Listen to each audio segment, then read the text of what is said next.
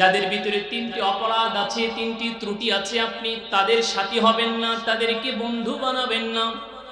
এক নাম্বার দোষের কথা আল্লাহ রাব্বুল আলামিন বলছেন, মান আগফালনা কলবাহু আন যিকরিনা, যাদের দিল আমি আল্লাহ তাআলাকে ভুলে গেছে, যাদের দিল আল্লাহ ভুলে গেছে, ওয়াত্তাবা হাওয়া, যে মনের পূজা করে, অর্থাৎ মন যেটা চায় সেইটাই করে, ওয়া কানা আমরুহু ফুরতা, আল্লাহ রাব্বুল আলামিন তিন নাম্বার দোষের কথা বলছেন, যারা সীমা লঙ্ঘন করে, অতিরিক্ত কোনো কাজ করে, যারা জুলুম করে, অত্যাচার করে, অবিচার করে। আল্লাহ পাক রব্বুল আলামিন মুহাম্মদুর রাসূলুল্লাহ সাল্লাল্লাহু আলাইহি ওয়াসাল্লামকে বললেন, বন্ধু